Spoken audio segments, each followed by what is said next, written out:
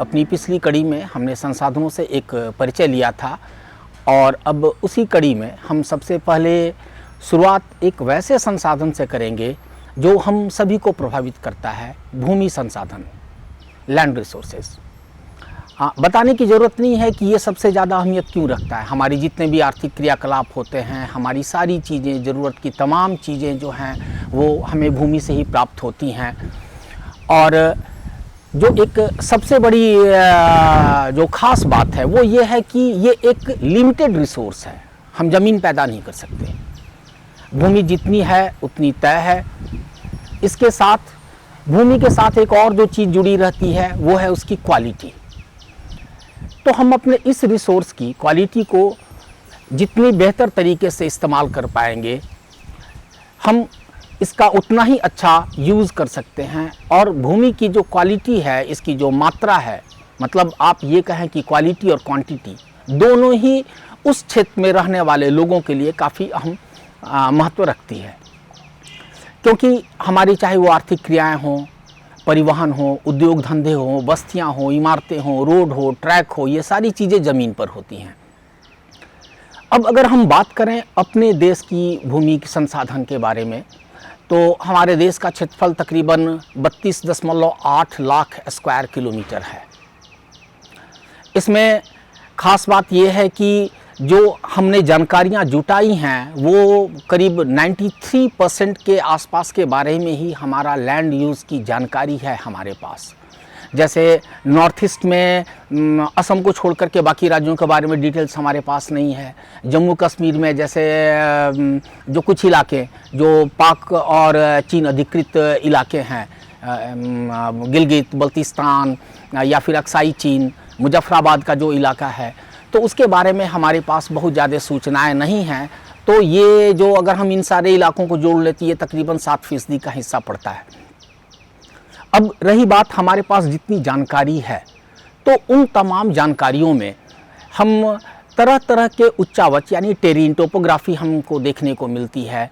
3 जो हैं वो मुख्य हैं, वो आप लोगों को पता होगा, नीचे की कक्षाओं में आप पढ़ चुके होंगे, पहाड़, पठार और मैदान।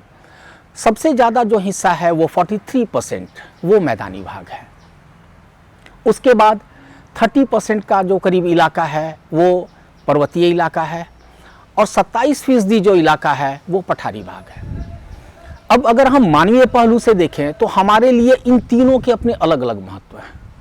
मैदान की जो सबसे बड़ी अहमियत है कि इंसानी गतिविधियों के लिए, बसाव के लिए, उद्योग धंधों के लिए, कल कारखाने के लिए, यातायात परिवहन के लिए, इन तमाम चीज़ों के लिए मैदान जो है वो सबसे ज़्यादा सुविधाजनक माने जाते हैं। मैदानी इलाकों में खेती होती है और यही वजह है कि मैदानी इलाकों में जो आबादी है, बसावट की जो प्रक्रिया होती है, जनसंख्या घनत्व जो होता है वो थोड़ा ज़्यादा होता है। तो मैदान का महत्व हम इस तरीके से समझ सकते हैं। अब अगर हम बात करें पहाड़ों की, तो पहाड़ कई तरीके से प्रत्यक्ष अथवा परोक्ष वो अपनी भूमिका निभाते हैं। अब जैसे हम अपने भारत की बात करें तो जो सबसे बड़ी जो श्रृंखला है हिमालय, वो भारत की पूरी जलवायु दशा को नियंत्रित करता है। आप कल्पना भी नहीं कर सकते अगर हिमालय नहीं होता तो भारत की स्थिति क्या होती। इसके अलावा जो पहाड़ हैं वो हमें कई सारी सालों भर बहने वाली पेरिनियल बारहमासी नदियाँ जो है वो उनके उद्गम क्षेत्र होते हैं। हम उन पहाड़ों के बगैर गंगा जमुना जैसी नदियों की परिकल्पना नहीं कर सकते। इसके अलावा और बहुत सारी नदियां हैं जो पहाड़ों से निकलती हैं, क्योंकि पहाड़ जो हैं वो नेचुरल वाटर डिवाइडर का काम करते हैं, जल विभाजक रेखा का काम करते हैं। पहाड़ी ढलानों पर जो बारिश होती है उनका एक हिस्सा पहाड़ की जो ऊपरी परत चट्टानें होती हैं वो सोखती हैं, फिर वो पानी जमा होकर के उनकी तलहटी इलाकों तक आता है और फिर जो पानी का अपना नियम है कि जल अपना तल सदैव ढूंढता है, वो सागर की तरफ जो वहाँ से जलधाराएँ निकलती हैं नदियों के रूप में वो बहती हैं। इसके अलावा पर्यावरण में पहाड़ों का अच्छा योगदान है। बहुत सारे टूरिस्ट प्लेसेस जो होते हैं वो विकसित होते हैं। तो पर्यावरण हो, टूरिज़्म हो या फिर सीनिक ब्यूटी हो, अलग अलग जो चीज़ें हैं, कई सारे वन्य उत्पाद पहाड़ जो हैं वो जंगलों से भरे पड़े हैं, हमें जंगलों से बहुत सारी चीज़ें मिलती हैं, लाखों लोगों की उनसे रोजी रोटी चलती है, रोज़गार चलती है, उसके बहुत सारे बाई प्रोडक्ट्स हैं जिनका इस्तेमाल हम अपने जीवन में अलग अलग जगहों पर करते हैं। तो ये पहाड़ों की जो है वो महत्ता है। अब जो तीसरी श्रेणी है पठार। पठार आप देख सकते हैं देश में, मतलब पठारों की एक बड़ी श्रृंखला है। बुंदेलखंड, रोहेलखंड, बघेलखंड, छोटा नागपुर, नॉर्थ ईस्ट के पठार, दक्कन का विशाल पठार, ये सारे जो पठार हैं, जब आप पठारों पर फोकस करेंगे तो देखेंगे कि ये कई मायनों में, एक बहुत सारे पठारी इलाके घनघोर जंगलों से भरे पड़े हैं। फिर पठारी जो इलाके होते हैं वो बहुत सारे खनिजों से, खनिजों के भंडार हैं। आपको पता होगा देश के बहुत सारे जो हैं, चाहे वो झारखंड हो, छत्तीसगढ़ हो, मध्य प्रदेश हो, महाराष्ट्र हो, उनके बहुत सारे पठारी इलाके जो हैं वहाँ से कई सारे महत्वपूर्ण खनिज हमें प्राप्त होते हैं। इसके अलावा जीवाश्म, मतलब अगर हम फॉसिल के रूप में देखें, कोयला के आप सारे खदानों को देखिए, एक पूरी की पूरी पट्टी चलती है दामोदर नदी घाटी से लेकर के नीचे गोदावरी वैली तक।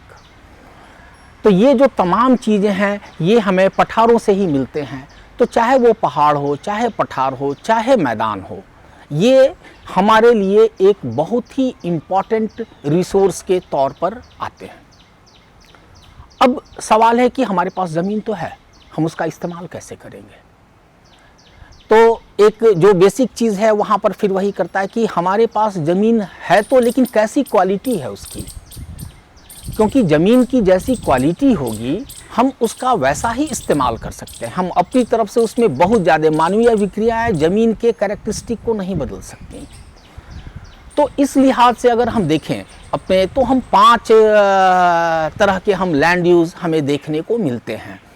हम एक एक कर उन सब के बारे में जानने की कोशिश करेंगे। सबसे पहले वैसे इलाके ज़मीन का जो वनाच्छादित हैं, जो फॉरेस्ट हैं, जहाँ पर जंगल हैं, पेड़ लगे हुए हैं, घनी वनस्पतियाँ हैं। एक तो हो गया, हम जंगल से इसको समझ सकते हैं, जो लैंड यूज़ का जो एक पहला हिस्सा हुआ। दूसरा, एक वैसी ज़मीनों का एक ऐसा हिस्सा, एक ऐसा इलाका जो कृषि के लिए, एग्रीकल्चर पर्पस के लिए अवेलेबल ही नहीं है। आप वहाँ खेती नहीं कर सकते, वजह चाहे जो हो। एक अगर हम कुदरती वजह माने तो वैसे चट्टानी इलाके, बंजर भूमि जो खेती के लायक कहीं से भी उपयुक्त नहीं है। तो यहाँ पर एक नेचुरल फैक्टर है कि आप वहाँ एग्रीकल्चर नहीं कर सकते। दूसरी चीज़, हमारी इंसान की अपनी ज़रूरतें। अब हम सारी ज़मीनों पर अगर खेती ही करेंगे तो रहेंगे कहाँ? कल कारखाने, उद्योग धंधे, परिवहन के जो यातायात के जो साधन हैं, उनके लिए भी ज़मीन की ज़रूरत होती है।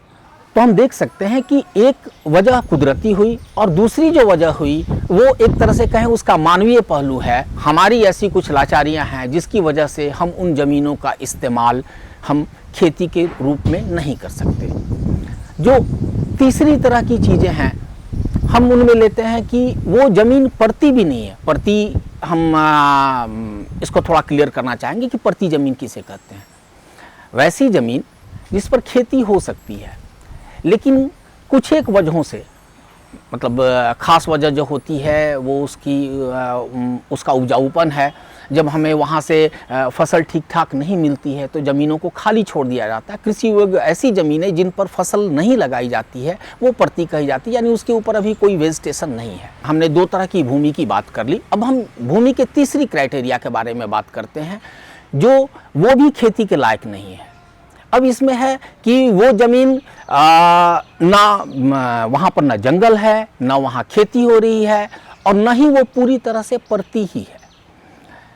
तो इसमें जो चीज़ें आती हैं, एक अस्थाई चारागाह, बहुत सारे हिस्सों में पशुओं के चरने के लिए चारागाह के लिए ज़मीनें छोड़ी जाती हैं, तो चारागाह में आ गया। दूसरा जो है, आप देखते होंगे जहाँ पर वृक्ष लगाए गए हैं, यानी बागीचे। कई सारे आप देखते होंगे कि ज़मीनों को बड़े बड़े टुकड़े में कई बार फलदार, कभी कभी गैर फलदार, अलग अलग तरीके के जो वृक्ष लगाए जाते हैं, वहाँ पर भी खेती नहीं हो सकती है। तीसरा ऐसा हिस्सा होता है कि वैसी ज़मीन जो 5 साल से ज़्यादा वक्त से पड़ती पड़ी हुई है, तो हम यहाँ भी कुछ नहीं कर सकते। अब हम आते हैं इसके चौथे हिस्से में। चौथे में परती ज़मीन होती है। परती ज़मीन का मतलब ये हुआ कि भले ही हम अभी उससे फसल नहीं ले रहे हैं बट संभावनाएं बरकरार हैं। तो इसमें दो तरह के क्राइटेरिया हैं। एक पहली वैसी ज़मीन जो 1 साल से परती पड़ी है, दूसरी वैसी उस तरह की ज़मीन जो 1 से 5 साल से परती पड़ी है। जब हम इन अपने कुल ज़मीन के क्षेत्र से जब इन 4 तरह के ज़मीनों को निकाल देते हैं तब सिर्फ 5वां हिस्सा बचता है जिस पर हम खेती कर सकते हैं, यानी वो एग्रीकल्चर लैंड के रूप में हम उनको बांट सकते हैं। तो हमने देखा कि अभी तक 4 ज़मीनों के वैसे प्रकार हैं जहां खेती नहीं हो सकती। मैं एक बार फिर से दोहराना चाहूँगा, वैसी ज़मीनें जिन पर वन है, वैसी ज़मीनें जिन पर खेती हो ही नहीं सकती, चाहे वजह नेचुरल हो चाहे फिर मानवीय वजह हो। तीसरी वैसी वजह है जो बिल्कुल वेस्टलैंड है, बंजर पड़ी हुई हैं अलग अलग वजहों से। चौथी उस तरह की ज़मीनें हैं जो परती पड़ी हुई हैं। मतलब परती वाले में भी 2 तरह के भेद हैं, या तो वो 1 साल से ज़मीनें परती पड़ी हुई हैं, नहीं तो 1 से 5 साल तक ज़मीन परती पड़ी हुई हैं। इन 4 तरह की ज़मीनों को निकालने के बाद हमारे पास जो ज़मीन का हिस्सा बचता है, हम सिर्फ उसी पर खेती या कृषि का काम कर पाते हैं। और इस तरह से जितने भी कृषि या खेती योग्य जो ज़मीनें होती हैं, हम उनको शुद्ध बोया क्षेत्र, नेट सोन एरिया कहा जाता है। इसमें भी 2 तरह की चीज़ें होती हैं। हम एक आंकड़े पर आ रहे हैं, तो अब आप समझ लें कि जो ज़मीनों की ये क्वालिटी है, अगर इसमें जो सामान्य तौर पर जो कृषि योग्य ज़मीन है, जहाँ पर हम सामान्य तरीकों का इस्तेमाल करके कृषि कर सकते हैं, उसके बाद की जो ज़मीनें हैं वहाँ पर मान लीजिए कि थोड़े बहुत वैसे इलाके हैं जिसमें हम खेती करें भी तो हमारा कॉस्ट उस पर ज़्यादा आएगा, मेरी लागत ज़्यादा आएगी। हो सकता है कि सिंचाई के लिए, खाद के लिए या अन्य दूसरी वजहों से वो जो है वो एक तरह से कैपिटल इंटेंसिव जो है वो एग्रीकल्चर होगा। लेकिन हम इन सारी चीज़ों को जोड़ लें तो भी देश में जितनी ज़मीन है, हम सिर्फ 54% 54% पर ही हम खेती का, कृषि का कार्य कर सकते हैं। अब यहाँ 2 चीज़ें आती हैं, नेट सोन एरिया और ग्रॉस सोन एरिया, मतलब शुद्ध बोया क्षेत्र और सकल बोया क्षेत्र। इसके भेद को आप ऐसे समझिए, मान लीजिए कि आपके पास 1 हेक्टेयर ज़मीन है और उस 1 हेक्टेयर में आधा हेक्टेयर ऐसा है जिसमें आप साल में 3 बार फसल लेते हैं। तो जो आधे हेक्टेयर की ज़मीन है वो अगर सीधे तौर पर कहें तो वो तो आधे हेक्टेयर की ज़मीन है, लेकिन चूंकि आप उससे 3 फसल ले रहे हैं तो वो 1.5 हेक्टेयर का काम कर रहा है। तो वैसे में जब हम ग्रॉस सोन एरिया जब हम कैलकुलेट करेंगे तो हम चूंकि 2 बार ज़्यादा फसल ले रहे हैं आधा आधा हेक्टेयर की, यानी 1 हेक्टेयर हम ज़्यादा फसल ले रहे हैं, तो 1 हेक्टेयर हमारी अपनी ज़मीन जो होगी वो शुद्ध बोया क्षेत्र के तहत आएगी। लेकिन जब हम टोटल जोड़ देंगे, यानी 1 + 1 2, जो 2 हेक्टेयर है वो हमारा ग्रॉस सोन एरिया यानी सकल बोया क्षेत्र के तहत आएगा। तो ये इसका कन्फ्यूज़न हमारे दिमाग में नहीं होना चाहिए। आप समझ लीजिए कि हम ज़मीन का कितना इस्तेमाल कर रहे हैं। तो हम बात कर रहे हैं भू उपयोग यानी लैंड यूज़ की। तो अभी हमने चर्चा की है कि हमारे पास करीब देश के 32.8 लाख स्क्वायर किलोमीटर में से जो 93% ज़मीन के उपयोग के बारे में जानकारी है, और हम सारी कोशिशों के बावजूद सिर्फ 54% पर कृषि का कार्य कर सकते हैं। तो अब हम इसके कुछ एक और पहलुओं को देख लें। तो अब हम सबसे पहले चर्चा करेंगे उन वैसे कारकों की, उन फैक्टर्स की जो लैंड यूज़ पैटर्न को प्रभावित करते हैं। इसके कई सारे कारण हैं। सबसे पहले भू आकृति, मतलब लैंडस्केप कैसा है, आप किस तरह की ज़मीन की बात कर रहे हैं, पठारी है, पहाड़ी है, मैदानी है, बंजर है, दलदली है, मरुस्थली है, किस टाइप की ज़मीन है उसी तरह से उसका उपयोग होगा। दूसरी स्थिति क्लाइमेट, वहाँ की जलवायु कैसी है। अगर आप एक्सट्रीम केसेस में हैं, जैसे थार के मरुस्थल में कि आप ज़मीन का कितना इस्तेमाल कर सकते हैं, जहाँ दिन का तापमान बहुत ज़्यादा बहुत ही ऊपर जाता हो। वैसे ही लेह लद्दाख हैं या हिमाच्छादित चोटियाँ हैं जो पहाड़ों की, आप वहाँ पर जो लैंड यूज है उसके बहुत ही लिमिटेड आपके पास रास्ते बचते हैं। तीसरी चीज़ें हैं जनसंख्या, मतलब जनसंख्या का घनत्व, वहाँ कितनी आबादी है, वो कितनी स्किलफुल है, वो कितनी रिसोर्सफुल है, वो किन चीज़ों में दिलचस्पी रखती है, उनके ट्रेडिशन क्या हैं, उनका कल्चर क्या है। तो ये सारी चीज़ें मिलकर के लैंड यूज़ पैटर्न को तय करती हैं और इनका भू उपयोग पर असर देखने को मिलता है। अब अगर हम भारत में जैसे हम लैंड यूज़ की बात करें तो इसमें एक बहुत ही महत्वपूर्ण प्रश्न है कि जो स्थिति है वो क्या है। तो पर्यावरण संतुलन को बनाए रखने के लिए अपने देश में बहुत पहले 1952, मतलब आप सोचते करीब 70 साल होने को चले, 70 साल पहले ही राष्ट्रीय वन नीति बनाई गई थी, जिसके तहत ये तय किया गया था कि देश का जो क्षेत्रफल है पूरे भू क्षेत्र का, उसकी 1/3 यानी 33% पर वन आवश्यक है। लेकिन ये पॉलिसी की बात है, जो मौजूदा स्थिति है वो अपने आप में काफ़ी भयानक है, क्योंकि वनोन्मूलन का काम यानी कि पेड़ों की कटाई, जंगलों की कटाई का काम अंधाधुंध हुआ है, बहुत ही अनप्लैन्ड तरीके से हुआ है और इसका असर जो है वो देखने को भी मिल रहा है कई जगहों में। ऐसे कई सारे इलाके हैं, हम उनकी एक एक करके चर्चा करेंगे कि समस्याएं क्या हैं जो हमारा लैंड यूज़ है उसमें पूरे देश में। उसके अलावा आप देखिए तो बहुत सारे जो चारागाह हैं, चारागाहों के जो क्षेत्रफल हैं वो भी पहले से बहुत कम हैं और दबाव इतना ज़्यादा है, यानी जो चारागाह के क्षेत्र हैं और जो पशुधन है उनके बीच का जो अनुपात है उनमें कोई संतुलन नहीं है। तो अतिचारण जो है, अब आप सामान्य तौर पर हो सकता है कि ठीक है जानवरों के चरने से क्या असर पड़ेगा, लेकिन ये मत भूलिए कि अगर जानवर घास चर रहे हैं तो घास और ज़मीन के बीच में एक बहुत ही क्लोज रिलेशन है। जो घास है वो सॉइल इरोजन से बचाती है। अब आप वनस्पति ही साफ कर देंगे तो जाहिर है कि जब भी बारिश होगी ज़मीन आपकी बेयर हो जाएगी, खुली हो जाएगी, चाहे वो बारिश की वजह से उसका इरोजन होना हो, चाहे हवा की वजह से होना हो, तो वो एक तरह से ज़मीन असुरक्षित हो गई। तो वैसी स्थिति में जो है वो ज़मीनों का निम्नीकरण, डिग्रेडेशन ऑफ लैंड जो है वो आपको देखने को मिलता है। कई ऐसे इलाके हैं जहाँ पर कि माइनिंग हुई है और जैसे आपका झारखंड हुआ, छत्तीसगढ़, उड़ीसा, इन सारे जो इलाके हैं वहाँ पर अंधाधुंध माइनिंग हुई है, उसके कारण जो है वो डिग्रेडेशन का काम हुआ है। जो अतिचारण हम जिसकी बात कर रहे थे, अगर उसके उदाहरण में कहा जाए तो उसके लिए पश्चिमी राज्य हैं, पश्चिमी राज्य उसके अच्छे उदाहरण में लिए जा सकते हैं। मध्य प्रदेश हुआ, महाराष्ट्र हुआ, गुजरात हुआ, ये अतिचारण के शिकार हैं। उसके अलावा अपने देश के कुछ पहाड़ी इलाके, उत्तराखंड वगैरह जो ऊपर की चीज़ें हैं, वहाँ पर भी अतिचारण की समस्या देखने में मिली है। वनोन्मूलन भी वहाँ की एक बहुत बड़ी समस्या है।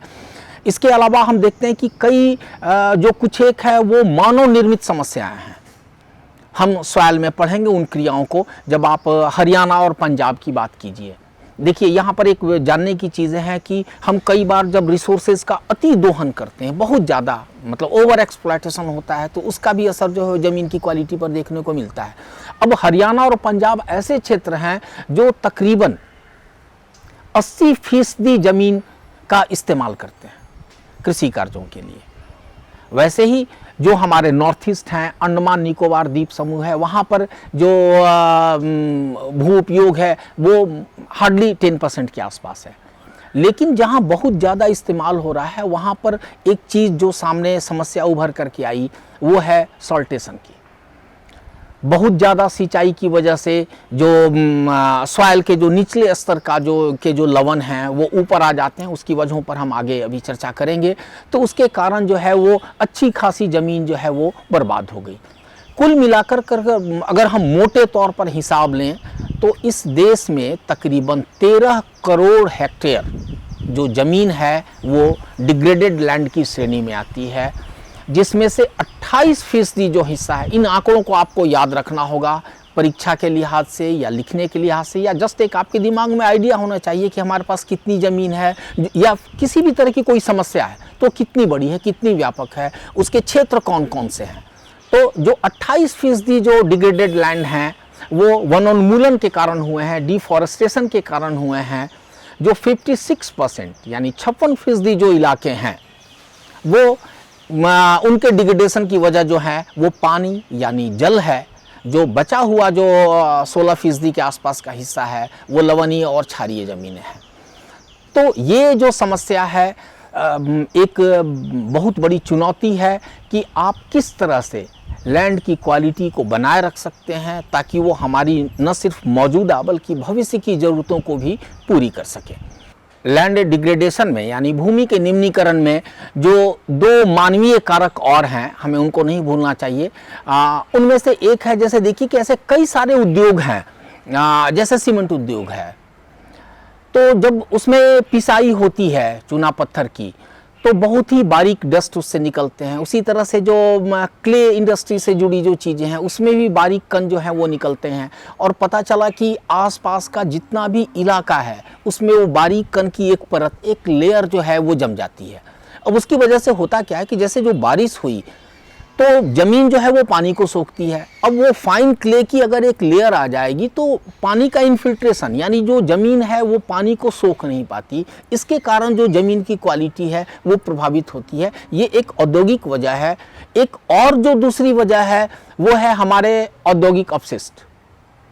बड़ी बड़ी फैक्ट्रियां हैं, उद्योग धंधे हैं, कल कारखाने हैं, वहाँ से कई तरह के रासायनिक और विभिन्न प्रकार के अवशिष्ट पदार्थ निकलते हैं और हम उनका निस्तारण यानी कि डिस्पोजल, जिसको हम लोग कहते हैं कि कचरा डिस्पोजल जो है वो हम उसका मेरे पास कोई मानकीकरण नहीं है, हम उसको स्तरीय तरीके से नहीं करते हैं, हमने उसे खुला में छोड़ दिया। तो उन रासायनिक तत्वों का असर जो है वो ज़मीन की क्वालिटी पर पड़ता है और ये भी लैंड डिग्रेडेशन का मौजूदा समय में एक बड़ा कारक बनता जा रहा है। तो अब हम देख सकते हैं कि लैंड डिग्रेडेशन की स्थिति क्या है, ये एक कितनी बड़ी समस्या है, कितनी बड़ी चुनौती है, और अगर हम इस पर अंकुश नहीं लगाते हैं तो ये न सिर्फ हमारी मौजूदा पीढ़ी के लिए एक बड़ी समस्या है बल्कि आने वाली जो जनरेशन है उनके लिए एक बहुत बड़ी चुनौती और संकट का सामना उनको करना पड़ सकता है। भूमि संसाधन के बाद अब हम बात करेंगे मिट्टी की। मिट्टी यानी मृदा यानी सॉइल। तो सॉइल के साथ यानी मिट्टी के साथ एक बहुत ही खास चीज़ है। ये दिखने में जितनी सामान्य लगती है ये उतनी ही विशिष्ट चीज़ है। आप इसके बारे में जितना जानना चाहते हैं आप उतनी गहराई में चले जाएंगे। ये अपने आप में एक बहुत ही जटिल चीज़ है जो आम तौर पर दिखती है। सबसे पहले अगर हम शुरू करें सॉइल यानी मिट्टी या मृदा की परिभाषा से, आप इसको कई तरीके से व्यक्त कर सकते हैं, लेकिन जो मोटे तौर पर जिससे कि मिट्टी का बोध होता है तो आप ये मान सकते हैं कि भूमि यानी ज़मीन के जिस हिस्से पर हम रहते हैं उसकी सबसे ऊपरी और अपक्षयित परत। अपक्षयित का मतलब हुआ कि हम जो इसकी जो मौलिक चट्टानें थी या जो इसका मौलिक रूप था, ये वेदरिंग के असर की वजह से इसमें कई तरह के भौतिक रासायनिक परिवर्तन का ये नतीजा है। ये अब घटित होकर के आज हमारे सामने जो दिखती है वो मिट्टी है। मिट्टी के बनने की प्रक्रिया बहुत लंबी है, उतनी ही जटिल है। आप ये अंदाज़ा लगाना मुश्किल है कि आप सोच भी नहीं सकते हैं सामान्य तौर पर कि 1 या 2 सेंटीमीटर गहरी मिट्टी के बनने में सैकड़ों, हजारों और कभी कभी लाखों साल लग सकते हैं। मिट्टी में बहुत तरह के कारक होते हैं। मिट्टी की बनने की प्रक्रिया पर बहुत चीज़ों का प्रभाव होता है। आप इस बात के लिए हैरान हो सकते हैं कि आप जिस मिट्टी पर अभी खड़े हों पता चला कि उसका ओरिजिन वहाँ से 10,000 किलोमीटर दूर है।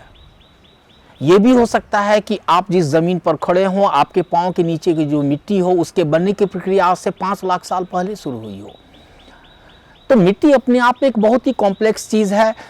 एक पूरे इसको हम पेडोलॉजी कहते हैं, जो मिट्टी से जुड़ी, सॉइल से जुड़ी जो पढ़ाई होती है, और मिट्टी के बनने की जो प्रक्रिया है वो पेडोजेनेसिस कही जाती है। चूँकि ये 10वीं क्लास की कक्षा है, हम बहुत ज़्यादा डिटेल में नहीं जाएंगे, लेकिन मोटे तौर पर हम आपको एक बेसिक कॉन्सेप्ट देने की ज़रूर कोशिश करेंगे कि फाइनली मिट्टी क्या है, ये बनती कैसे है। तो सबसे पहले चीज़ कि मिट्टी पर किन किन चीज़ों का, मिट्टी के बनने की प्रक्रिया में कौन कौन सी चीज़ें इस पर अपना प्रभाव डालती हैं। सबसे पहले बेडरॉक्स यानी जनक शैल। जनक शैल का मतलब ये हुआ कि वैसे मिनरल, आप थोड़ा सा पहले चले जाइए, मान लीजिए कि कोई ऐसी ज़मीन है, कहीं पर ज्वालामुखी विस्फोट होता है, उससे लावा निकलता है और लावा एक बहुत बड़े इलाके में फैल जाता है। लावा ठंडा हुआ, वो चट्टान हो गया। लेकिन उस चट्टानी लावा से वहाँ पर आप कभी हरे भरे पेड़ पौधे देखेंगे, इसमें लाखों साल लग जाते हैं। तो बेसिकली होता यही है कि जो बेयर लैंड होती हैं, रॉकी लैंड है, जो पत्थर हैं, जो चट्टान हैं, तो लगातार बारिश, पानी, धूप, इनकी वजह से जो वेदरिंग का जो प्रोसेस है, उससे चट्टानें छोटी छोटी जो हैं वो छोटे छोटे टुकड़ों में बढ़ती हैं। फिर उनका जो है वो आपस में एब्रेशन होता है, अपर्दन होता है और छोटे टुकड़े होते हैं, महीन कण में बदलते जाते हैं। तो आप जिस मिट्टी के बारीक कण को देख रहे हैं, हो सकता है वो किसी समय किसी पहाड़ के किसी बहुत ही बड़े चट्टान का हिस्सा रहे हों। जो जनक शैल है, या जिसको हम आमतौर पर कई बार बेडरॉक्स भी कहते हैं, कि जिस जगह पर मिट्टी बनी है अगर वहीं के चट्टान से बनी है, तो जाहिर है कि उसमें उस तरह के खनिज लवण पदार्थ वो होंगे जो उनके मूल या जनक शैलों में होंगे। तो उनका जो असर है, उनके जो गुण हैं, वो उस मिट्टी में देखने को मिलेंगे और वो उस मिट्टी को प्रभावित करेंगे। दूसरी चीज़ आती है क्लाइमेट, यानी जलवायु। जलवायु जो है वो मिट्टी पर बहुत ही आप कहें तो सक्रिय तरीके से अपना प्रभाव डालता है।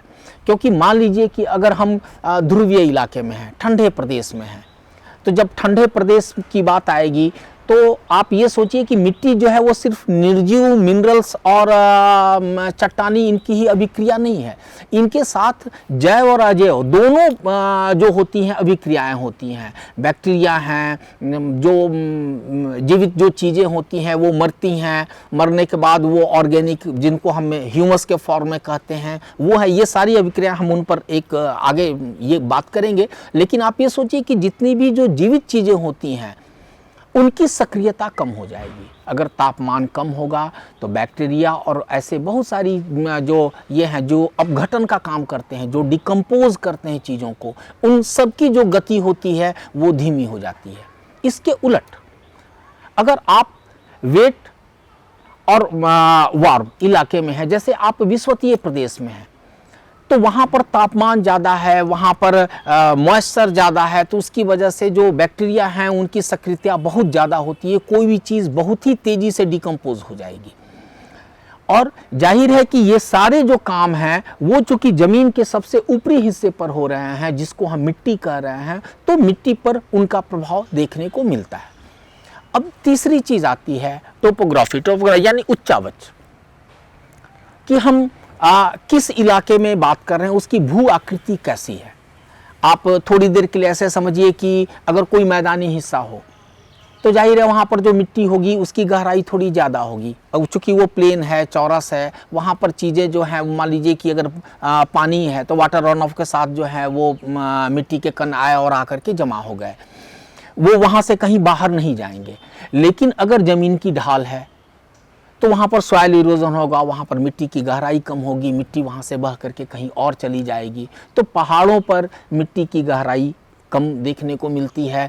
जो मैदानी इलाके हैं, जो घाटी है, वहाँ पर मिट्टी की गहराई ज़्यादा मिलती है। अब आप एक इसमें बहुत दिलचस्प चीज़ है कि आप सोचिए कि बिल्कुल चौरस कोई जगह हो, वो घाटी में है, वहाँ पर मिट्टी गहरी है। लेकिन आप कल्पना कीजिए कैसे पठार की चोटी की जो बिल्कुल टेबल टॉप हो, तो वहाँ पर पता चला कि जब बारिश अगर हो रही है वहाँ पर, तो वो जो चौरस इलाका चूंकि ऊंचाई पर है, तो वहाँ से जितने भी मिट्टी के खनिज लवण होंगे वो वहाँ से घुल करके उसके साथ वो बह जाएंगे। तो मिला जुला करके वो जो पठार है वो चौरस होने के बाद भी वहाँ के जो मिट्टी का कैरेक्टरिस्टिक है वो मैदानी भाग से बिल्कुल अलग होगा। तो ये उच्चावच जो होते हैं, जो टोपोग्राफी होती है, वो बहुत ज़्यादा मायने रखती है मिट्टी के कैरेक्टर पर, मिट्टी की गहराई पर, उसके प्रकार पर।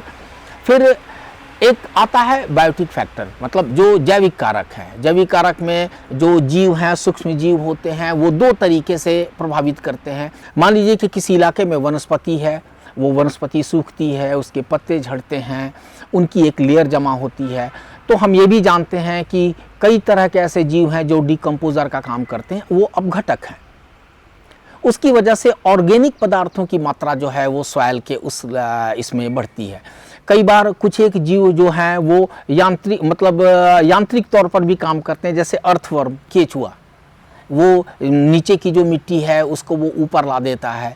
तो इसकी वजह से जो हमारा सॉइल प्रोफाइल है उसमें एयर जो है वो भरता है, तो वो भी एक इनरिचमेंट की जो बात होती है वो होती है। तो ये प्रभावित करने वाली चीज़ें हैं। और सबसे आखिर में, लेकिन सबसे महत्वपूर्ण, समय। ये जो पूरी प्रक्रिया है, पढ़ते वक्त या जानते वक्त हम इसे आधे घंटे 1 घंटे में भले पढ़ लें, लेकिन ये सैकड़ों, हजारों और लाखों सालों तक चलने वाली एक अनवरत प्रक्रिया है जो लगातार चलती रहती है। यही वजह है कि सॉइल यानी मिट्टी एक बहुत ही इम्पॉर्टेंट रिसोर्स है। और सबसे बड़ी दिक्कत ये है कि अगर एक बार हमारी मिट्टी का अपरदन हो गया तो हम मिट्टी को बना नहीं सकते। और ये एक बहुत बड़ी चुनौती है कि चाहे वो हमारे गलत तरीके से भू उपयोग की बात हो, चाहे दूसरी वजहों से ज़मीन का इरोज़न हो, ये मिट्टी का संरक्षण अपने आप में एक बहुत बड़ी चुनौती के रूप में हमारे साथ हमेशा रही है।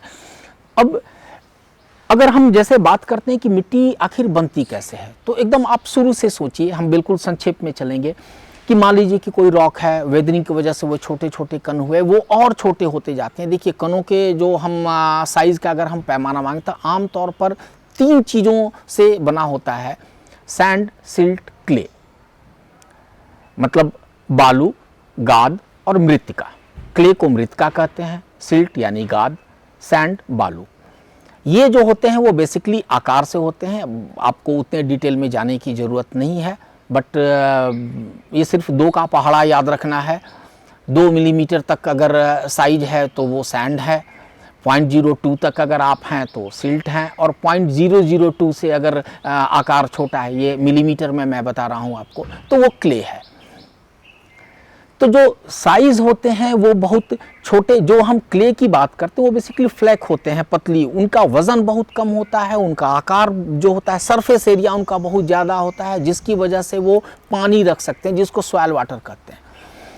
तो बेसिकली वो जो सॉइल वाटर है वो अपने साथ विभिन्न प्रकार के खनिजों को घोलता है, और यही वजह है उसी पानी को वनस्पति खींचते हैं अपनी जड़ों से। ये एक बहुत ही ज़रूरी प्रक्रिया है जिसे आमतौर पर बच्चे नज़रअंदाज करते हैं। हम सारे जानते हैं कि पेड़ पौधे जो है वो ज़मीन से खनिज, लवण और पानी खींचते हैं, बट कहाँ से कैसे खींचते हैं? उनके पास कोई ग्लास नहीं होता, वो कोई स्ट्रॉ का यूज़ नहीं करते। तो जब तक वैसी स्थिति नहीं बनती है कि वनस्पति ज़मीन से खनिज लवण खींच सके, तो उसमें ये जो मिट्टी के बारीक कण हैं उनका सॉइल वाटर उनमें काफ़ी मददगार होता है। तो हमें इस प्रक्रिया को ध्यान रखना होगा। तो हाँ, एक तरफ जैसे कि ये एक यांत्रिक प्रक्रिया चल रही है, दूसरी तरफ अब मान लीजिए कि वहाँ वेजिटेशन है या जीव जंतु हैं, कोई भी जो चीज़ है, जो जैव चीज़ें, जाहिर है उनमें कार्बन की मात्रा है, वो वहाँ पर गिरते हैं, मरते हैं, जमा होते हैं, इकट्ठा होते हैं। टेम्परेचर और अगर पानी, इन दोनों की मौजूदगी में वो डिकम्पोज होते हैं, अपघटित होते हैं, तो उससे एक वीक ऑर्गेनिक एसिड बनता है। ये वीक ऑर्गेनिक एसिड जो है ये सॉइल फॉर्मेशन में अपनी बहुत ही इंपॉर्टेंट भागीदारी निभाता है। वो जो एसिड है वो नीचे जाकर के उन मिनरल्स के साथ अभिक्रिया करेगा और उनको और आसान, मतलब कि छोटे और सरल अणुओं में तोड़ देता है। इससे ज़्यादा, इससे ऊपर अभी जाने की ज़रूरत नहीं है। तो ये एक ऐसी प्रक्रिया हो गई कि आप समझिए कि एक तरफ मिनरल्स हैं यानी निर्जीव चीज़ें हैं, दूसरी तरफ हम उसमें कार्बनिक यौगिकों को, कार्बनिक अवयवों को उसमें ले जाकर के जोड़ रहे हैं। और इन दोनों की जो अभिक्रिया हुई, क्योंकि ये जो कार्बनिक अवयव हों या फिर मिनरल्स हों, पेड़ पौधे के लिए ये दोनों ही जरूरी होते हैं। तो आप ये समझिए कि नदी के 2 किनारे की तरह बिल्कुल ही 2 अलग अलग हैं, लेकिन ये साथ साथ चलते हैं और ये दोनों मिलकर के वनस्पति के लिए उपयोगी साबित होते हैं। तो ये जो है वो पूरे सॉइल फॉर्मेशन की ये है। अगर आप जब हम बात करें कि ठीक है मिट्टी की गहराई ये कैसे बनती है, क्या बनती है, तो उसको जब आप एक जगह पर आप लंबवत आपको एक सेक्शन काट लें किसी ज़मीन पर, देखे होंगे सड़कों के किनारे या खेतों में कभी भी कोई गड्ढा होता है तो एक कलर चेंज करता है सॉइल का, उसको सॉइल प्रोफाइल कहते हैं।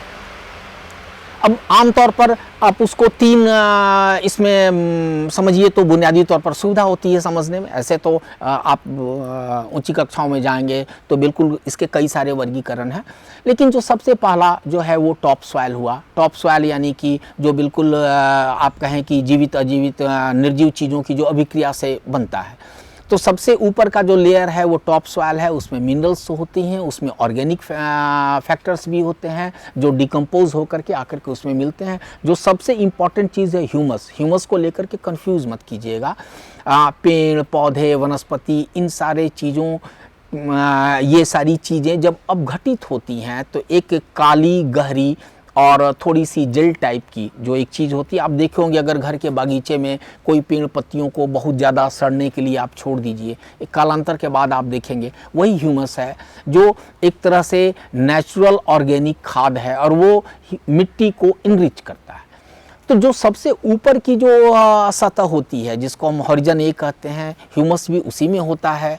वही सबसे ज़्यादा एक तरह से कहे कि प्रैक्टिकली व्यवहारिक तौर पर सबसे उपयोगी जो मिट्टी का वही हिस्सा है। उसके बाद जो बी लेयर आता है वहाँ पर एक तरह से कहिए तो कि अपघटित बेसिक चट्टानें होती हैं।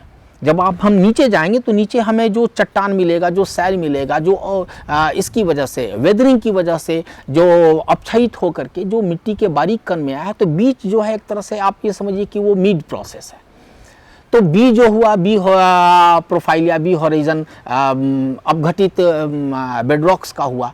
जो नीचे का जो सी है वो बेस है जिसके ऊपर वो आज से आप ये सोचिए कि हजारों साल लाखों साल पहले कभी वो चट्टान ऊपर तक होगी, लेकिन उसके ऊपर का हिस्सा जो है वो अपक्षयित हो गया है, वो वेदरिंग का शिकार हुआ है और उसकी वजह से वो अब काफ़ी गहराई में है। तो ये इसको हम सॉइल प्रोफाइलिंग मोटे तौर पर हम ये कर सकते हैं। बाकी जब आप ऊंची कक्षाओं में जाएंगे, जब आप सॉइल के बारे में पढ़ेंगे तो आपको विस्तार से जानने को मिलेगा। मैं यहाँ पर सिर्फ सॉइल के बारे में मैंने आपको एक संक्षिप्त परिचय दे दिया ताकि आपकी दिलचस्पी बनी रहे और आप जानिए कि मिट्टी कितनी महत्वपूर्ण है, इसके बनने की प्रक्रिया कितनी जटिल होती है और इसको बचाया जाना क्यों ज़रूरी है। अब हम बात करेंगे अपने देश की मिट्टी की, यानी पूरे भारत में कितने तरह की मिट्टी है, उनके क्या गुण हैं, उनकी क्या खासियत है, क्या विशेषताएं हैं और उनका क्या विस्तार है। तो सबसे महत्वपूर्ण या सबसे विस्तृत पैमाने पर जो जिसका विस्तार है वो जलोढ़ मिट्टी है, एलोवियल सॉइल। नाम से ही पता है कि ये बाढ़ के मैदानी इलाके हैं जहाँ पर इस तरह की मिट्टी जो है वो नदियाँ अपने साथ लेकर के आती हैं और ये एक सतत प्रक्रिया के द्वारा नदियों द्वारा लाई बिछाई गई मिट्टी से ये मैदान बने हैं। और ये जो मिट्टी है आप अगर हम भारत में देखें तो हिमालय से निकलने वाले 3 नदी तंत्र, शब्द पर ध्यान दीजिएगा, हम सिर्फ नदी नहीं कह रहे हैं, नदी तंत्र कह रहे हैं, गंगा, सिंधु और ब्रह्मपुत्र। तो इन 3 नदी तंत्रों की वजह से पूरे उत्तर भारत में अगर आप देखें तो पंजाब से लेकर के और जहाँ से ब्रह्मपुत्रा है सादिया धुबरी तक का जो पूरा, भले ही पट्टी थोड़ी सी छोटी है लेकिन वो जलोढ़ मिट्टी के मैदान हैं। तो इसका जो विस्तार है वो काफ़ी बड़ा है। गंगा की जितनी भी सहायक नदियां हैं, ब्रह्मपुत्र और उसकी सहायक नदियां, अगर हम थोड़ा सा पश्चिम पंजाब के इलाके में चल जाएं तो सिंधु की सहायक नदियां, ये उनकी द्वारा लाए गए मिट्टी से बने हुए मैदान हैं। इनकी गहराई काफ़ी होती है चूँकि ये मतलब लाखों सालों से परत दर परत हर साल जो नदी है वो अपने साथ मिट्टी को ले आती है और उसकी एक नई परत बिछा देती है। अब इनका विस्तार जो है वो सिर्फ उत्तर में नहीं, अगर आप ध्यान दीजिएगा तो देखिएगा कि राजस्थान, गुजरात, बिल्कुल अरावली के पूरब में एक पतली सी पट्टी जो है वो दक्षिण तक भी चली जाती है, मतलब सौराष्ट्र के इलाकों तक।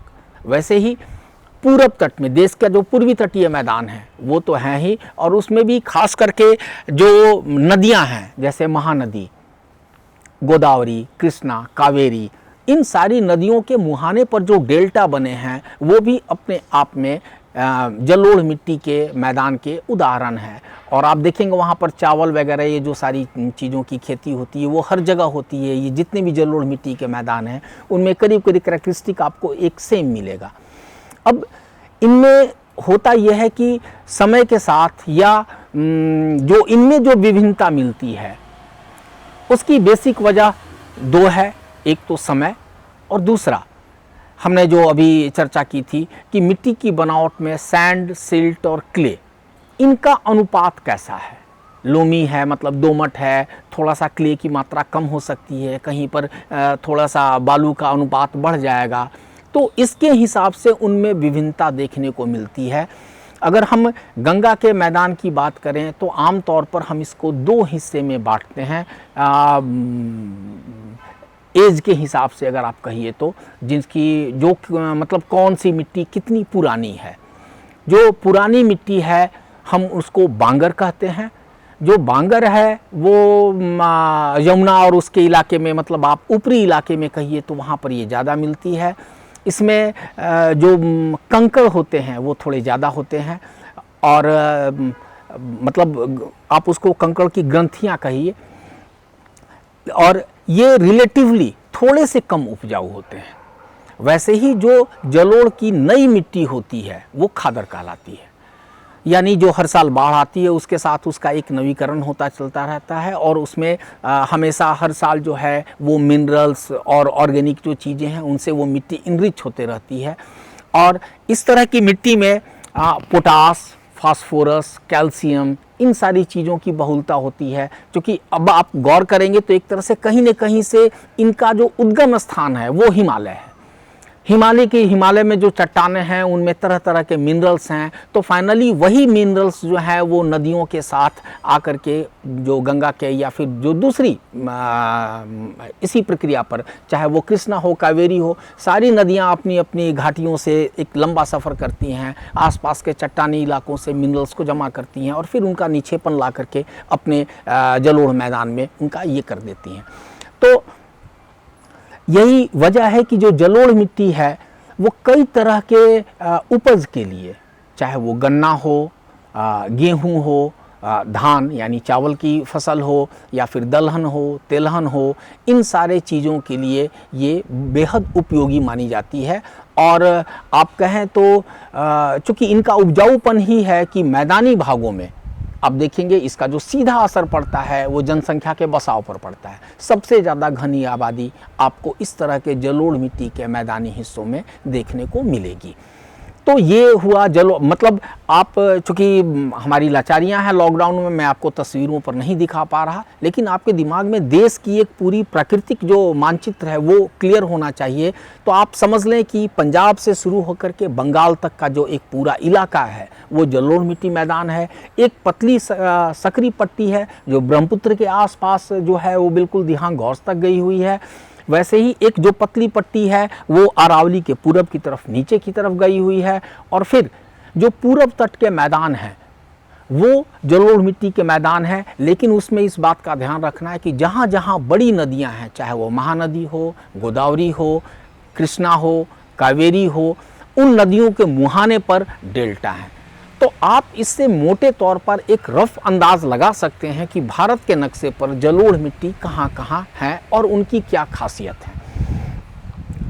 अब जलोढ़ मिट्टी के बाद जो एक दूसरी महत्वपूर्ण मिट्टी का प्रकार पाया जाता है अपने देश में वो है काली मिट्टी, ब्लैक सॉइल। इसको कपासी मिट्टी भी कहते हैं, इसको रेगुर भी कहते हैं। तो इसका जो बंटवारा है वो कहाँ है? देखिए, ये एक इस तरह की मिट्टी है जो आप मान सकते हैं कि इस पर इसके जनक शैलों का, यानी जिस तरह के चट्टानों से ये बनी है उनका असर ज़्यादा देखने को मिलता है। तो ये चूँकि लावा निर्मित चट्टानें हैं, कहा जाता है कि उसकी वजह से ही इनका जो रंग है वो काला है। इस मिट्टी की खासियत ये होती है कि इसमें क्ले की मात्रा ज़्यादा होती है। क्ले मतलब कि महीन कण। तो इसकी वजह से ये कपास के लिए और ये कई तरह के खनिज पदार्थों में ये काफ़ी इनरिच होती है। हाँ, इसमें फास्फोरस की कमी होती है, बाकी चीज़ें मिलती हैं। इस मिट्टी की एक और ख़ासियत है कि जब शुष्क मौसम आता है, यानी गर्मियों का मौसम आता है, जब ज़मीन सूखती है तो इसमें लंबी लंबी दरारें आप देखे होंगे अखबारों में या टेलीविज़न चैनलों पर। कई बार जब विदर्भ वगैरह के क्षेत्रों की बात आती है तो आप देखेंगे कि ज़मीन में लंबे लंबे क्रैक्स, दरारें आ जाती हैं। इसका मानवीय पहलू चाहे जो भी रहा हो, लेकिन अगर आप ज्योग्राफी के हिसाब से देखेंगे तो ये एक बेहद फ़ायदेमंद काम है, क्योंकि जब ज़मीन में दरारें आती हैं तो उन दरारों की वजह से हवा जो है वो अंदर तक जाती है। तो एक तरह से जो है जो एयर सैक्स हैं, मिट्टी के बीच में जो जगह होते हैं, जो कोस होते हैं, उनमें हवा पहुंचती है और ये उसकी उर्वरता, उसकी फर्टिलिटी को बढ़ाती है। अगर आप इसका विस्तार देखिए तो पश्चिमी भारत में ये महाराष्ट्र, सौराष्ट्र, मालवा, मध्य प्रदेश और छत्तीसगढ़ के पठारी इलाकों तक इसका जो है वो विस्तार देखने को मिलता है। नीचे में जब आप देखिएगा दक्षिण पूर्व में तो गोदावरी और कृष्णा घाटी तक जो है ये विस्तृत है, ये वहाँ तक फैला हुआ है। तो काली मिट्टी जो कृषि के हिसाब से बेहद ही अहम भूमिका निभाती है। अगर हम सिंचाई की व्यवस्था उसमें कर दें तो काली मिट्टी हमारे लिए मतलब बहुत बड़ा वरदान साबित हो सकती है। इसीलिए वहाँ की सिंचाई यानी कि शुष्कता चुनौती है, मिट्टी की क्वालिटी में कहीं कोई कमी नहीं मानी जाती। उन जिन इलाकों में सिंचाई के बेहतर प्रबंध हैं उसकी उत्पादकता काफ़ी ज़्यादा है। एक मिट्टी का तीसरा प्रकार जिसका बहुत ज़्यादा बड़े इलाके पर जो वो विस्तार है वो है लाल पीली मिट्टी। तो लाल पीली मिट्टी का विस्तार अगर आपको समझना हो तो दक्कन के पठार के पूर्वी और दक्षिणी हिस्से में एक बहुत ही बड़े इलाके पर इस मिट्टी का विस्तार है। देखिए, मैं आपको, मेरे पास अभी तस्वीर नहीं है लेकिन एक बहुत आसान तरीका बता रहा हूँ। आप प्रायद्वीपीय भारत को देखिए, मैं आपको उस पर मिट्टी के विस्तार को मोटा जो ये है एक आपको रफ आइडिया देने की कोशिश करता हूँ। अगर आप प्रायद्वीपीय भारत को देखिए तो वो एक उल्टा हुआ त्रिभुज है, यानी एक ऐसा त्रिभुज जिसका आधार ऊपर है, शीर्ष नीचे है। मतलब आप कन्याकुमारी को उल्टे हुए त्रिभुज का, इन्वर्टेड ट्रायंगल का आप शीर्ष मान लें। तो वैसे में जो 3 कोण हैं, तो जो बाईं तरफ का यानी जो पश्चिमी किनारा है वो हिस्सा काली मिट्टी का क्षेत्र है। दाहिनी तरफ का यानी कि जो उसका पूर्वी क्षेत्र है और जो दक्षिणी क्षेत्र है यानी कर्नाटक, तमिलनाडु और इधर छत्तीसगढ़, उड़ीसा, मध्य प्रदेश, आंध्र प्रदेश, ये सब के जो सूखे इलाके हैं, सूखा शब्द इसके साथ जरूर जुड़ा होगा। ये चीज़ हमेशा याद रखिएगा कि जो रवादा, इसके जब हम पेरेंट रॉक्स की बात करते हैं यानी वैसे चट्टान जिनसे इस तरह की मिट्टी बनी है, तो माना जाता है कि रवेदार आग्नेय चट्टानें, यानी कि जाहिर है आग्नेय चट्टानों का मतलब है कि इनकी उत्पत्ति ज्वालामुखी से हुई है और वो उनमें क्रिस्टल्स होते हैं, चाहे वो ग्रेनाइट हो, बेसाल्ट हो, वो उस श्रेणी में उस तरह की चट्टानें आती हैं। तो इनका जो विस्तार है वो पूर्वी हिस्से पर, प्रायद्वीपीय भारत के दक्कन के पठार के पूर्वी हिस्से पर और दक्षिणी हिस्से पर ये देखने को मिलता है। इन चट्टानों की जो सबसे बड़ी खासियत है वो ये है कि इनमें काफ़ी रिच मिनरल है। इनका कलर जो लाल होता है उसमें कई जगह जो होते हैं वो लौ ऑक्साइड, लौ यौगिक वगैरह होते हैं, उसकी वजह से ये लाल होता है। पीला इसलिए जोड़ा जाता है कि जब ये पानी के साथ मिलते हैं, जिस प्रक्रिया को जलयोजन कहते हैं, उसके साथ मिलने के बाद से ये इनका जो रंग होता है वो पीला कहलाता है। यही वजह है कि ये लाल और पीली मिट्टी के नाम से जाना जाता है। तो विस्तार के तौर पर जब आप देखेंगे तो लाल पीली मिट्टी का एक बहुत बड़ा दायरा है। यानी पूरे भारत में से अगर आप उत्तर के जलोढ़ मैदानों को हटा लें और पश्चिम वाले उस काली मिट्टी के इलाके को हटा दें तो एक तरह से वो जो पूरा इलाका आपको दिखेगा, बंगाल से नीचे का लेकर के और नीचे कर्नाटक, तमिलनाडु तक का, वो लाल और पीली मिट्टी का क्षेत्र है। और अब बात लेटेराइट मिट्टी की। देखिए, लेटराइजेशन एक प्रक्रिया है। अभी हमने थोड़ी देर पहले बात की थी लीचिंग की, तो वैसे शुष्क इलाकों में जहाँ पर बहुत ज़्यादा और लगातार बारिश होती है तो सिलिका और बहुत सारे जो मिनरल्स होते हैं वो पानी के साथ बहकर चले जाते हैं। अब जो उसमें आमतौर पर आयरन का ऑक्साइड वगैरह जो है वो रेसिड्यू के रूप में बसता है, जो लेटराइट कहलाता है। तो जो लेटराइट मिट्टी होती है वो बहुत ज़्यादा उपजाऊ नहीं होती। इसमें एक और समस्या होती है, ज़्यादा तापमान की वजह से जो छोटे जीव हैं, माइक्रोब्स हैं, बैक्टीरिया हैं, वो बहुत ज़्यादा सक्रिय नहीं हो पाते। तो इसमें ऑर्गेनिक अवयवों को भी यानी कार्बनिक पदार्थों की भी कमी होती है और ये बहुत ज़्यादा उपजाऊ नहीं मानी जाती। भारत में लेटराइट मिट्टी का जो विस्तार है वो छोटे छोटे पॉकेट्स के रूप में कई जगहों पर फैला हुआ आपको मिलेगा। जैसे ये केरल में है, केरल के कुछ इलाकों में है, तमिलनाडु है, कर्नाटक है, आंध्रा में भी कुछ जगहों पर मिलती है, उड़ीसा में है, मेघालय में है। तो अब सवाल है कि बहुत ज़्यादा उपजाऊ नहीं होते हुए भी कुछ खास फसलों के लिए, जैसे काजू के लिए लैटराइट जो है वो काफ़ी उपयोगी और उचित मानी जाती है, और उन इलाकों में लैटराइट मिट्टी जो है आपको देखने को मिलती है। कुछ एक और भी ऊंची जगह होती हैं जहाँ पर कि बारिश हो रही है, शुष्क मौसम है, तो वहाँ पर लैटराइट मिट्टी आपको देखने को मिल सकती है। लेकिन ये जहाँ भी है छोटे छोटे पॉकेट, कोई बहुत ज़्यादा एक्सटेंसिव इलाका नहीं मिलता है आपको कि जहाँ पर लैटराइट मिट्टी मिले।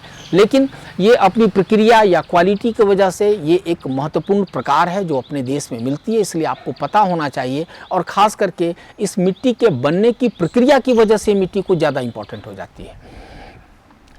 अब हम बात करें मरुस्थलीय मिट्टी की। मरुस्थलीय मिट्टी जाहिर है जो मरुस्थलीय इलाके हैं हमारे, जो पश्चिमी भारत का जो हिस्सा है वहाँ पर ये इस तरह की मिट्टी देखने को मिलती है। देखिए खनिज पदार्थ और लवण इसमें कई बार इतना ज़्यादा होता है, क्योंकि आप वहाँ के क्लाइमेट के बारे में सोचिए, लगातार बहुत ही ज़्यादा तापमान, लगातार वाष्पीकरण, एवोपरेशन की वजह से जो सॉल्ट हैं, तो सॉइल के ऊपरी सतह में सॉल्ट का कंसंट्रेशन, उनकी सांद्रता काफ़ी बढ़ जाती है। यही वजह है कि स्थिति ये होती है सॉल्ट कंसंट्रेशन का कि अगर उस इलाके में कोई झील हो, कोई इस तरह का कोई वाटर मास हो, तो उसके पानी में इतना नमक घुला होता है कि आप उसको वेपराइज करके आप उससे नमक निकाल सकते हैं। तो ये जो मिट्टी है वो बहुत ज़्यादा उपजाऊ नहीं कही जा सकती, होती भी नहीं है, मिनरल्स रिच होती है, लेकिन इनके लिए शुष्कता जो है वो मेन कंस्टेंट है कि तमाम चीज़ों के रहने के बावजूद भी चूँकि पानी की कमी होती है, इसलिए ये हमारे बहुत ज़्यादा उपयोगी या उपजाऊ हम इनको नहीं मानते। एक और मिट्टी का प्रकार है आपकी किताब में, वो है पर्वतीय मिट्टी। नाम से ही बिल्कुल साफ है कि वैसी मिट्टी जो पर्वतों पर पाई जाती है वो पर्वतीय मिट्टी कही जाएगी। तो आप उसके बारे में आप खुद विचार कीजिए कि वो किस तरह की हो सकती है। अगर पहाड़ी ढलान है, स्लोप बहुत ज़्यादा होगा, स्टीप स्लोप होगा, तो सॉइल इरोजन एक तो कि उसकी सबसे बड़ी समस्या है, गहरी होगी ही नहीं। जैसे ही बारिश होगी या फिर ग्रेविटी की वजह से जो भी बड़े कण होंगे वो नीचे की तरफ जो है वो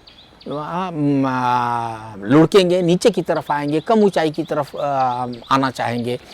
तो इसके जो टेक्सचर है, इसके जो ग्रेन्स होते हैं वो मोटे होते हैं।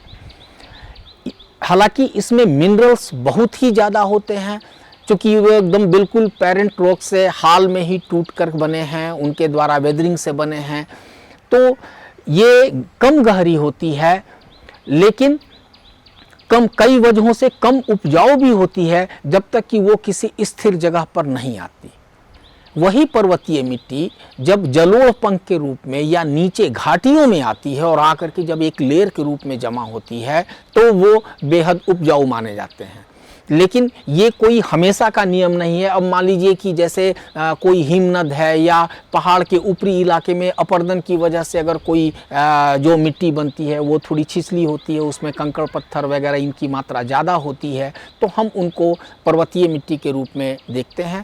और इसका जो इलाका है वो आमतौर पर हिमालय का जो इलाका है वहाँ पर ये मिट्टी देखने को ज़्यादा मिलती है। और अब बात मिट्टी के अपरदन की, तो मिट्टी में जो बहाव या कटाव की जो प्रक्रिया होती है, जिसकी वजह से मिट्टी एक जगह से दूसरी जगह चली जाती है, हम उसको सॉइल इरोजन या मृदा अपरदन की क्रिया कहते हैं। और इसकी वजह से जाहिर है जो उसकी क्वालिटी है उस पर असर पड़ता है, और ये एक महत्वपूर्ण रिसोर्स है और जो सीधे तौर पर पूरे ह्यूमैनिटी के लिए एक बड़ा नुकसान है।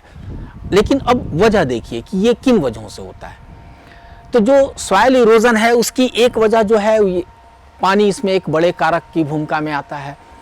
लेकिन जो अब सवाल है कि किन जगहों पर, किन इलाकों में सॉइल इरोजन ज़्यादा होगा, अब उसमें क्लाइमेट का भी हाथ है।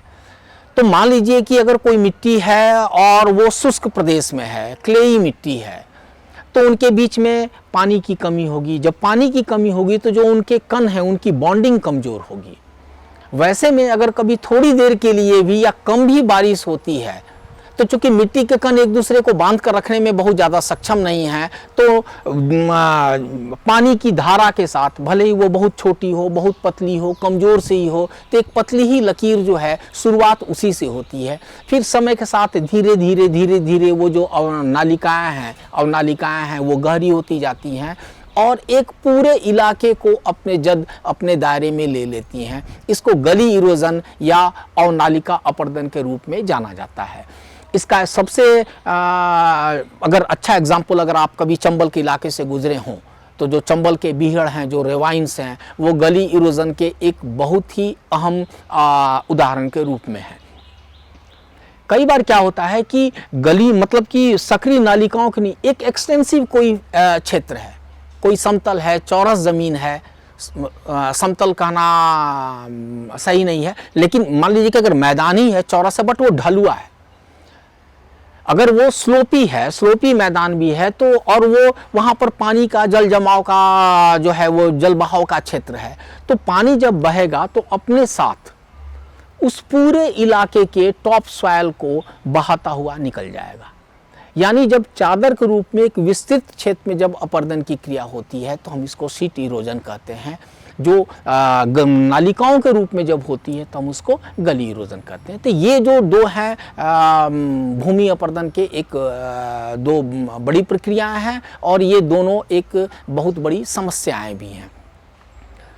अब सवाल है कि हम भूमि को कैसे बचा सकते हैं, कटाव को हम उसके अपरदन से कैसे रोक सकते हैं, उसके बहाव को कैसे रोक सकते हैं। क्योंकि देखिए सॉइल एक अपने आप में इतना इम्पॉर्टेंट रिसोर्स है, हम सॉइल के बारे में भूल जाते हैं कि भले ही वो चंद सेंटीमीटर की बात चल रही हो, लेकिन उसमें वहाँ सब कुछ है। वहाँ हवा भी है, वहाँ पानी भी है, वहाँ सूक्ष्म जीव भी हैं। ये सबके अभिक्रियाओं का एक इलाका है जहाँ से हम पोषक तत्वों को पाते हैं और ये पूरी ज़िंदगी जो है उस मिट्टी के भरोसे चल रही है। तो इसके कुछ एक उपाय किए जाते हैं भूमि संरक्षण के तौर पर, और वो डिपेंड करता है कि समस्या क्या है। जैसे बहुत बड़े इलाके में जहाँ बेयर लैंड है, परती ज़मीन है, खुली ज़मीन है, वहाँ पर विंड इरोजन यानी कि हवा द्वारा अपरदन की प्रक्रिया जो है वो ज़्यादा प्रभावी होती है। तो उस तरह की तेज़ हवाओं वाले इलाके में क्या किया जाता है कि जैसे स्ट्रिप फार्मिंग होती है, हम समकोण पर मुड़े दो अलग अलग पट्टियों पर, अल्टरनेट पट्टियों में हम खेती करते हैं। एक में हम वेजिटेशन वनस्पति लगे रहने देते हैं, ताकि मान लीजिए कि हवाओं के साथ थोड़ी देर के, मान लीजिए जस्ट कि एक 10 मीटर की एक पट्टी है, फिर 10 मीटर की पट्टी उसके बाद में है। अगर तेज हवा चल रही है तो इस 10 मीटर की पट्टी से जो मिट्टी के जो कण उड़ेंगे वो अगली पट्टी में फंस जाएंगे। तो इसकी वजह से हम हवा के द्वारा जो भूमि अपरदन है हम उसको रोक सकते हैं। एक और प्रक्रिया है जो ढाल पर, जाहिर है कि स्टीप पर सॉइल इरोजन ज़्यादा होता है, तो वहाँ पर एक कहते हैं कंटूर प्लाइंग, यानी जो हल चलाने की जो जुताई है ज़मीन की। आप थोड़ी देर के लिए ऐसा सोचिए कि अगर कोई इस तरह की ढलुआ ज़मीन है और हम हल भी इसी तरीके से चलाएं तो एक तरह से हम तो और नाली बना दे रहे हैं। तो कंटूरिंग का मतलब हुआ कि समोच्च रेखा से कि अगर ऐसे ढाल है तो जो हल चलाना हो वो इस तरह से हम इसके बिल्कुल परपेंडिकुलर चलाएं। तो वैसी स्थिति में जो जुताई होगी, जो छोटी छोटी गहरी नालियां जुताई की वजह से बनेंगी, वो पानी के बहाव को धीमा करेंगी, वो उसको रोकेंगी। इसके अलावा हम खेतों के किनारे जो हैं वो हम शेल्टर बेल्ट भी लगा सकते हैं ताकि वो तेज़ हवाओं से उसको रोके। पहाड़ी इलाकों में हम एक और प्रक्रिया काफ़ी समय से इस्तेमाल होती रही है, सीढ़ीदार खेत, कि हम समतल बना करके सीढ़ियों के रूप में, ताकि हर जगह जो है भूमि के अपरदन को, उसके बहाव को, उसके कटाव को, जो मिट्टी का जो टॉप सॉइल है हम उसको बाधित कर सके, हम उसको रोक सके, ताकि वो हमारा एक इतना इम्पोर्टेंट जो रिसोर्स है वो यूं ही बेकार ना हो जाए।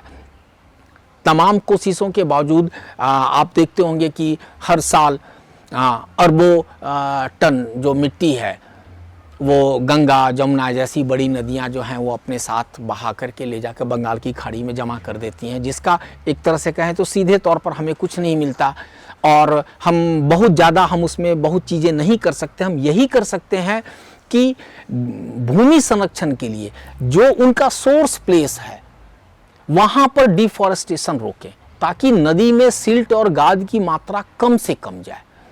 जलाशयों के लिए सिल्टेशन भी एक बहुत बड़ी समस्या है, क्योंकि जहां कहीं भी हम जमीन को खाली छोड़ेंगे उसके ऊपर वनस्पति का कवर नहीं होगा, तो वो जो मिट्टी है वो असुरक्षित होगी। बारिश होगी, मिट्टी के कण जो हैं वो पानी के साथ घुलकर आगे निकल जाएंगे और फिर अंततोगत्वा वो छोटी नालियों से बड़ी नाली, बड़ी नाली से छोटी नाली, छोटी नदी, फिर छोटी नदी से बड़ी नदी, फाइनली उसको समंदर में ही जाकर के विश्राम मिलेगा।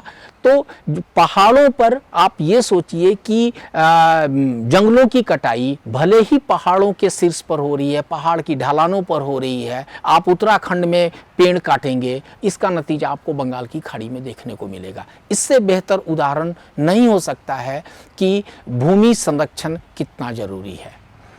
तो आज के कड़ी में इतना ही। हम फिर अगले अध्याय से हम अगली कड़ी की शुरुआत करेंगे। Thank you.